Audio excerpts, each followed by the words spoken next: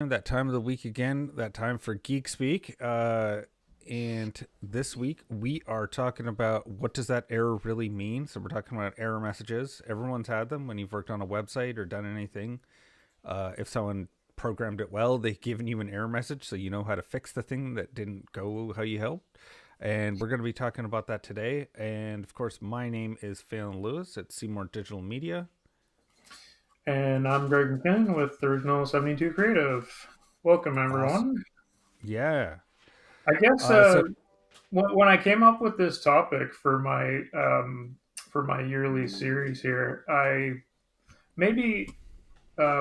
liked the topic, yeah. but at the same time, looking at it now, I'm like, it's maybe a little bit misleading because we're going to be talking about what are referred to as HTTP status codes, and Yeah. not all of them are errors.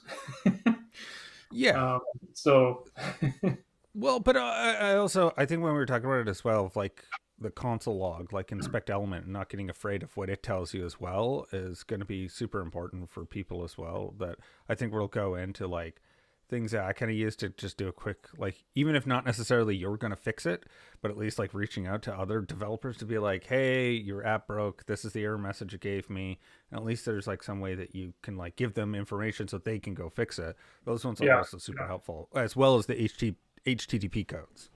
yeah, yeah. So we'll get into maybe the more common errors that we come across that Yeah. are thrown on sites a little bit later. But just in general, HTTP status codes are basically codes that will come in to play for what's going on when you make a request for a Hmm. site. And there's status codes that are just purely informational. Those are the 100 series Yeah. status codes.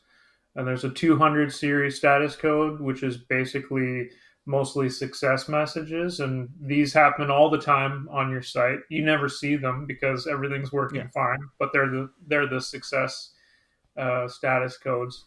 Where you start seeing or interacting more with these potential codes is when you get to the 300. Most people have probably heard of redirects, and obviously we've talked about it in the past on the shows about when it pertains to SEO and things like that. If you're moving URLs, you want to create 301 redirects and these types of things. So the 300 series is all redirect based codes. And then the errors really get into the 400s and the 500s.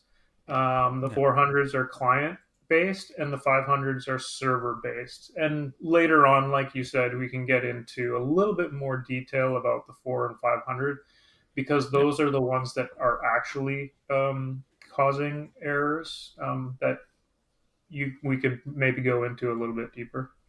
Yeah, yeah. I think that the 400s and the different 400s as well tell you different things. Like I had to check in, like I had a 403 error, and it turns out my login had like the token had expired, so I just needed to sign back in. So like Mhm. even knowing like, oh, you made a bad authorization code with a 403, then I was like, oh, I just need to log back in, and then everything worked again. So like even knowing kind of uh, a little bit of like what they're telling you can easily solve the problem for you, and also find it. The like a quick shorthand as well that for 400s and 500s is 400 is you made a bad request, like what you asked for was wrong the way you did it.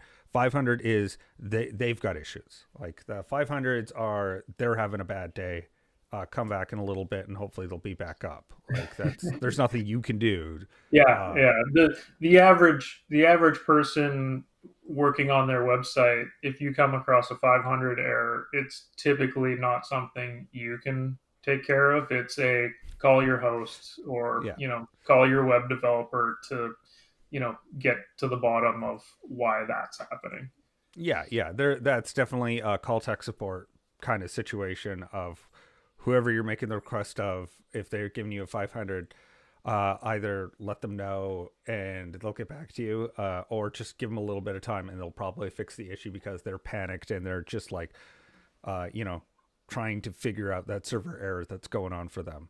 Yeah. Um, The other thing too, when it comes to me and troubleshooting over the years, is like because I so innately know when I see something happening on a site instantly, whether it's like a problem with the site or if it's a problem with the host, is very it's very easy to tell the client right away or give them some feedback immediately on, oh, this is a host thing. I'll get in touch with them, find out what's going on.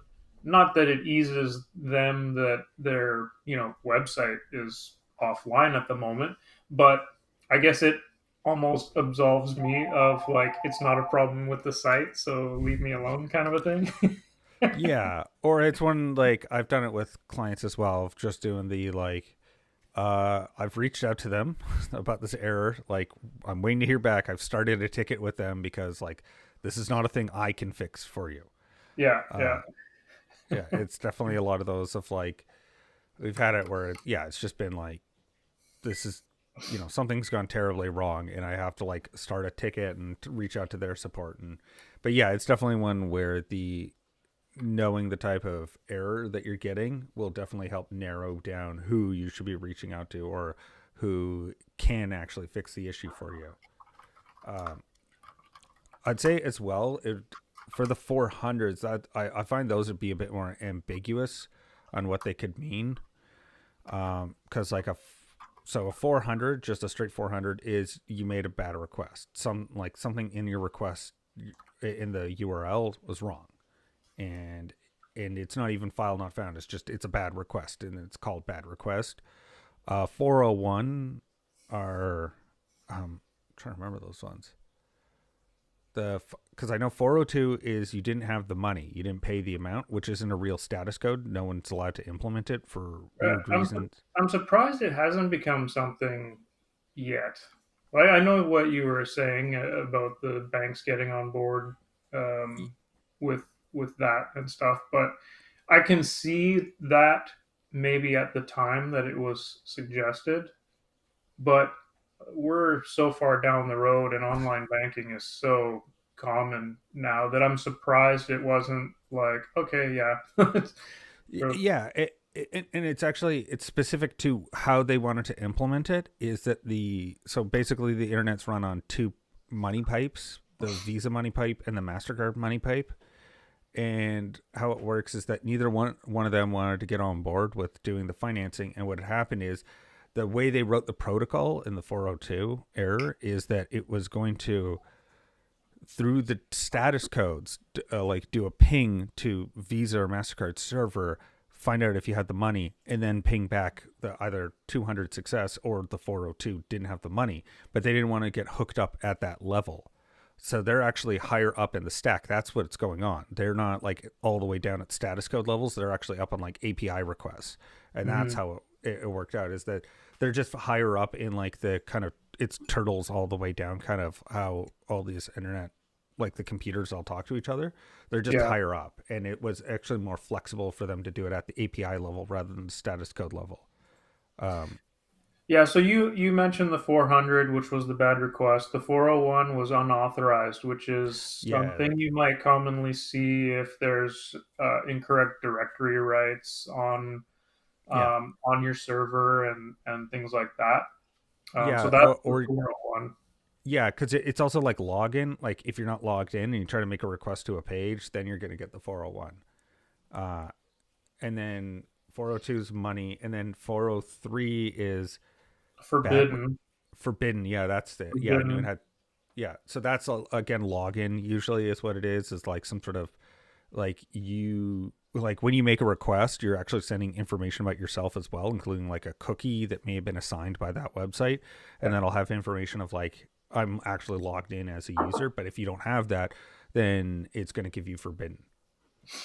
And then the other most common 400 is the 404 not found, which Yeah, I'm sure classic. lots of people come across. And Oh, even if you've come across it, you may have come across a really fun page that is a 404. GitHub is my classic 404. If you ever go, like, just go to github.com slash like some random letters. Yeah. They have their logo as like it's their cat cactopus, like it's a cat octopus. And if you move your mouse, he does like he moves his arms and he says, "This is not the page you're looking for," and he's dressed up as Obi-Wan. If you're gonna do a 404, that's a pretty good one. I gotta Yeah. say. I will also give it a shout out is Google. I think they stopped doing it because it was quite resource intensive. But to show off how service workers work for JavaScript, they actually made that Mm. little dino, that runs along. Yeah. Yeah, it actually was a game that you could play, and it ran off as service workers to show people how much computing power you could put into the browser just with like a little snippet of JavaScript. And it was like a Hmm. test case because they wanted to show you how you could do offline JavaScript. And so that was actually a fully functioning game that you could like play until you couldn't jump over all the cacti. It would count your score and then input that back. And it was like a fully functioning game that they built just as a test case for, yeah, offline JavaScript. That's neat. I don't Yeah, think I ever came across it. it was very short lived. I remember hearing about that, and I remember seeing the page, and then I think that they realized like, oh, us keeping track of all this stuff would be very resource intensive. We're gonna like not do that, and then write a blog post about how we did do that. Hmm. Uh, So yeah, I don't know the 400 ones. Maybe as it ties back to WordPress specifically. If you typically come across uh,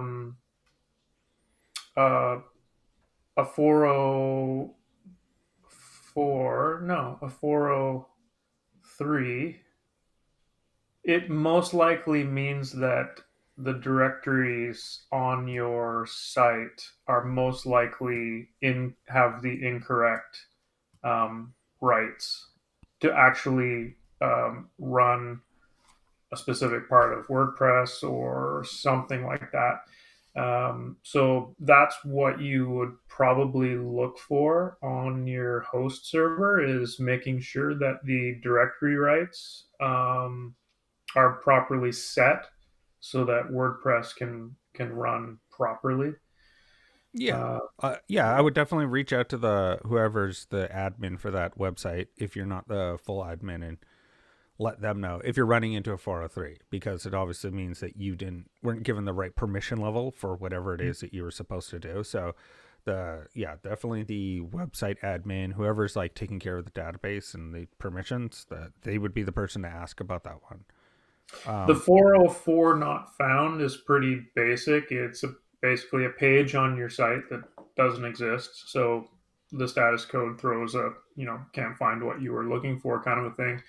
But it could also potentially indicate that you have a potential permalink issue. Um, yes. so if you know you do have a page and it does exist, but it's not getting to it or being able to pull it up, it could be that you need to refresh your permalink structure because maybe there was an issue that arose from something you did there. Yeah, as well as if you did just change the permalink structure, there's like a 99% chance that it's gonna throw you an error for the first like hour, because all the internet's basically just updating to whatever your new address is, and so it'll Mhm. take time to. So if you do go into that general section and then change the URL structure, it's going to take it's very quick to break URL structures. It takes a long time for you to find out that you did it right and that you've fixed everything. That's been my experience. Is like they'll let you know when you got it wrong, but like finding out when you did it right, it will take a bit of time. The other thing to do, in I found in that situation, is go to the page itself, try to like view the page, and then double check the URL. You might have like missed that you've like subcategorized it, so now it says like blog slash name of the blog post. Mm-hmm. And so if you have that, then just double check how the URL structure is. And this is a good time for, if you do have that issue, this is where your 301 redirects are really helpful, is as well, is that you can go in as well. 302 underrepresented, but I still think it's kind of interesting of like temporarily changing URL structures, right? It's like 301 is permanent, Mm-hmm. 302 is temporary. Mm-hmm. um I don't know if there's like a penalty for only using 302, but I've I've heard never both. come across the time that I've used a 302. Have I you? can't think of a use case for it that, like, I for the life of me could not think of, other than I think if you were going to like switch around your hosting or something like that, but you're gonna switch. But yeah, there's no, like, I've never run into a situation. It's always been permanent. Like Or I've always maybe like, if you want to work on something uh, new, but you want to have all traffic pointing to the existing. yeah. See, that's the thing, is I can't really think of a use case for it of like, I want to temporarily move all my traffic. Like, it's neat to have it as like a tool in your arsenal to like kind of pull out when you need it, but like I can't really think of, because any page that would be anything new I would be working on, I'd work on it on a, like a staging or something like that, or a copied Yeah, version of the page. yeah, exactly. Yeah. And so, yeah, it was just, I never understood that one for me. If I'm you, going to try to look that up actually to see if anyone has good suggestions on how to use the 302 because like we're talking now, I don't know, and I've I never come across the need to be like, you know what I really need right now? A 302 redirect. Yeah, yeah, I agree with you. I could see in like a weird enterprise SEO where if like you have a million page website and you're like, okay, we're gonna take these 10,000 pages that are about this product, they're going offline, and we're gonna temporarily redirect them to this like a new product line. I could see something like that. It's kind of weird, like, when you're at scale and you're dealing with like a million websites and you're automating most of your SEO with this kind of stuff, like maybe there's a use case in there.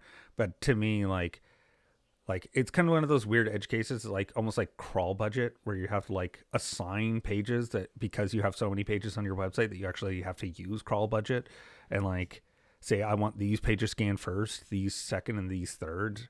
Mhm.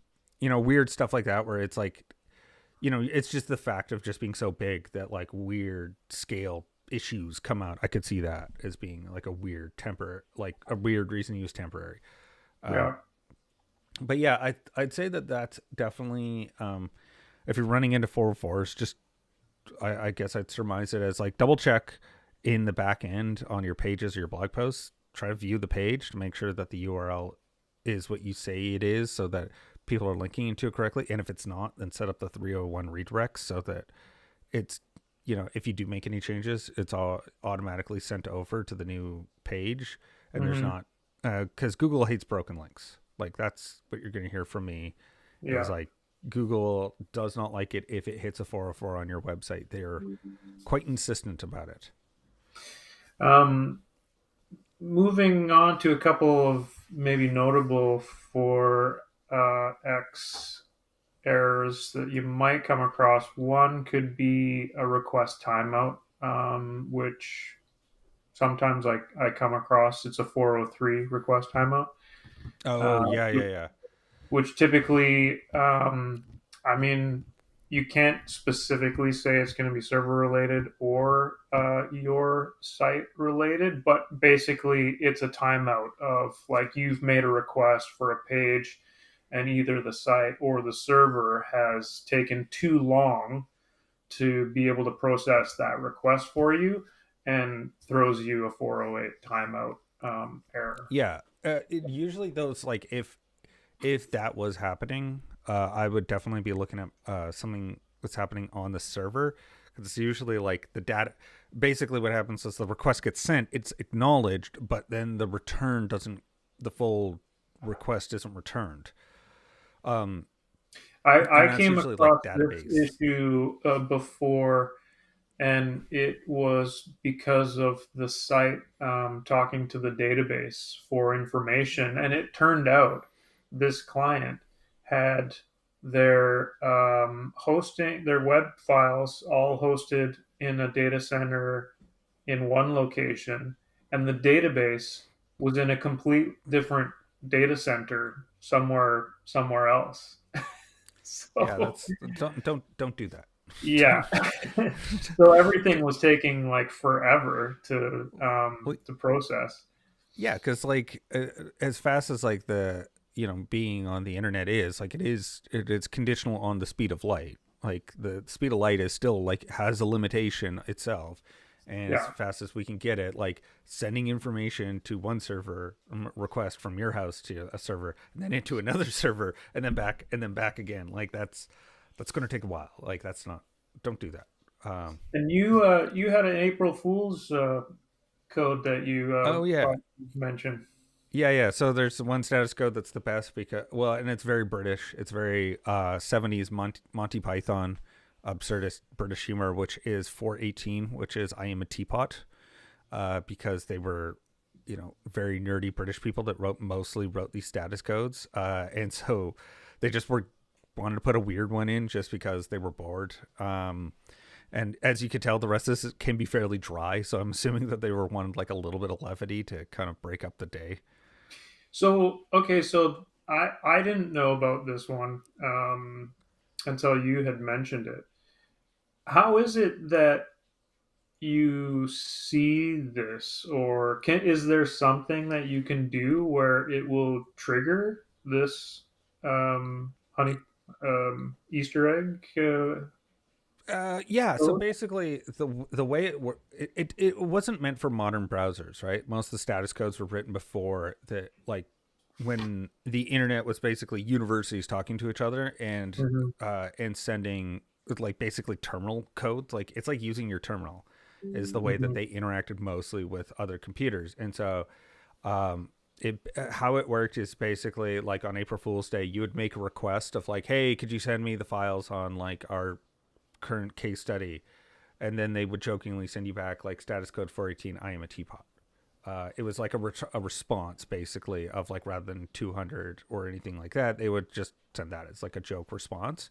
Right. Uh, yeah, so it's meant for a very different time than the current time that we have, where there's like full GUI browsers and you can actually interact with pages.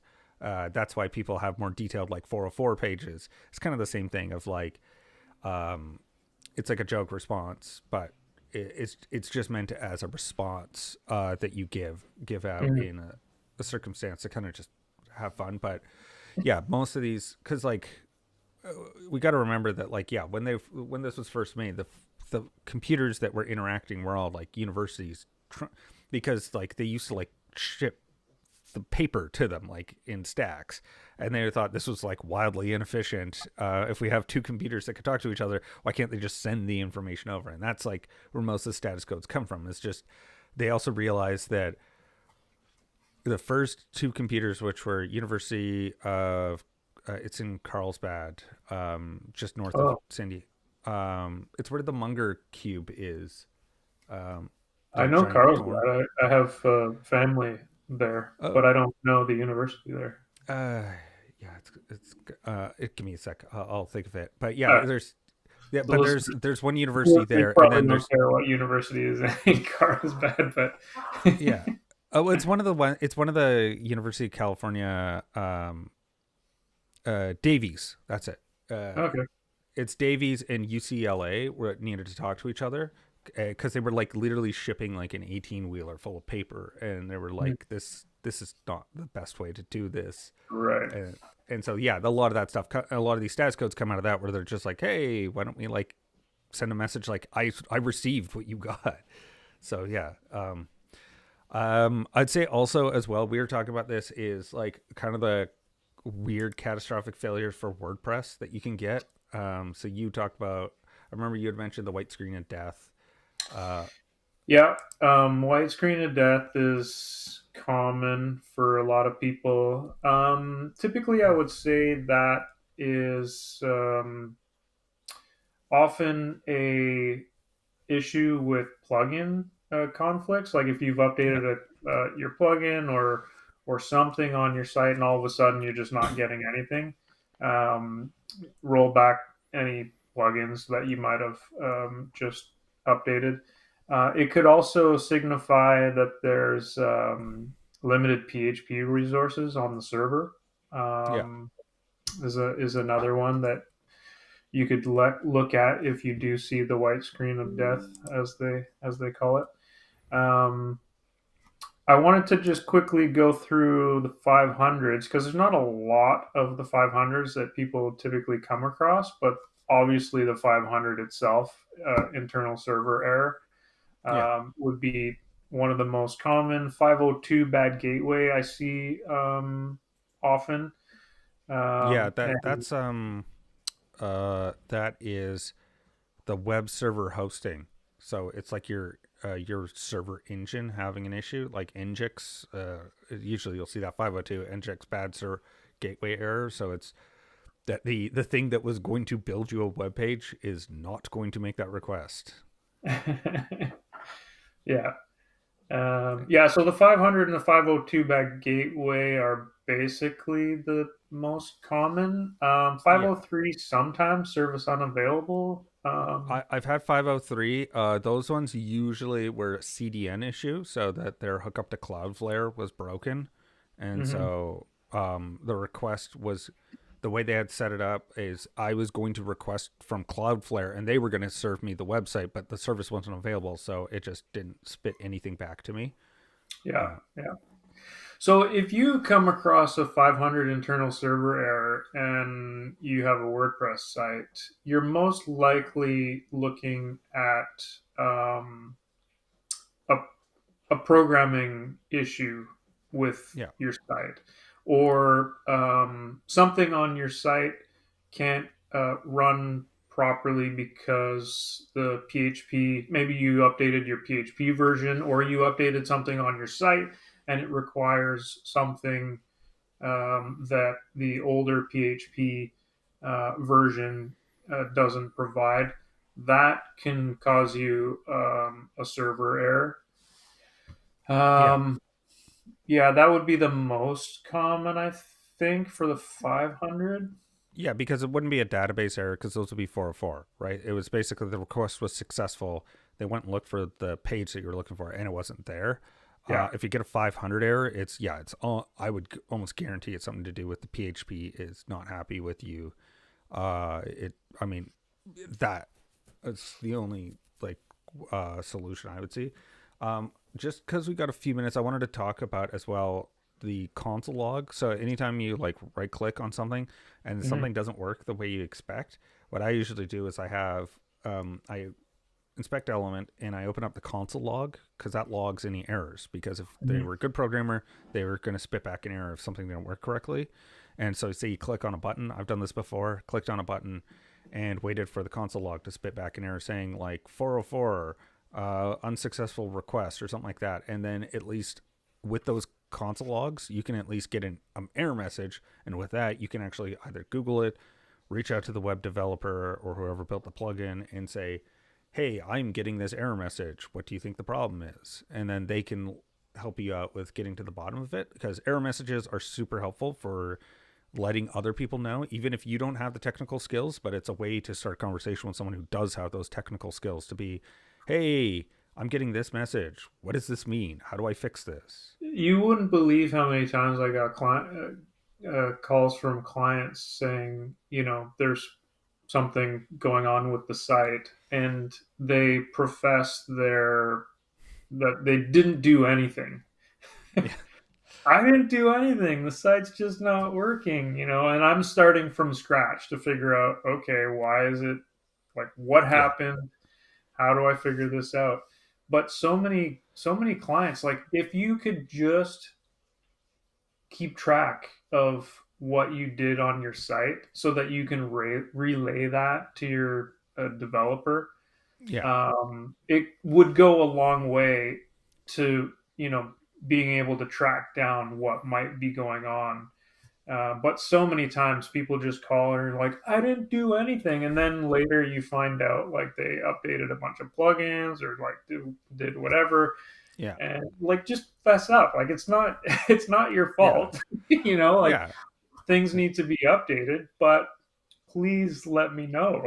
Don't Yeah, just keeping track of like, hey, I did X thing and then afterwards it didn't work. Like that would be, yeah. letting people know just so they have a starting place to be like, oh, okay, so it's this plugin that's causing a conflict. Okay, now you can like isolate that as being the issue. Like, yeah, it's always good because most people just, if you can give them a hint, like the technically minded people of like, hey, this specific event, because then they can recreate that event, and then Mhm. with that information, now they can go off and actually debug like what specifically happened. Because typically the fastest way you could get a site working again, if something happened, is to just basically roll back the plugin that was updated to the previous version of the site's back, and then you can troubleshoot like why did that happen, or wait for another version of that to be fixed and to be compatible where it won't break your site, kind of a thing. But that's the so if you don't have that idea of you're like, okay, let me turn off this one, does it do anything? Let me Yeah, turn off this one, does it do anything? yeah, So it'll get you online faster if you can remember. And before we wrap up, you mentioned console log. I want to let people know, if they want to see console log, the easiest way is to hit F12 on your keyboard when you're in your browser, and it should pop up the console log for you, where you'll be able to click to see that information you were talking about. yeah, exactly. And then yeah, the other big one is or just right click on something, because I usually do this sort of like right clicking on a specific button if I want to Yeah, inspect that specific thing, and then right. that'll also have the console log will show up as part of that window. Yeah.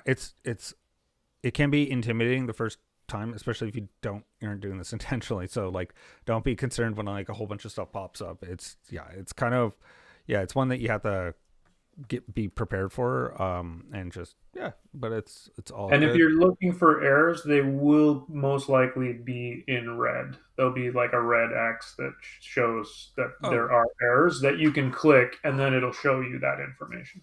yeah, exactly. Yeah, they're provided that they coded it correctly, they're pretty good about spitting back error messages, and your browser's really good at letting you know like, hey, this is something you should be paying attention to.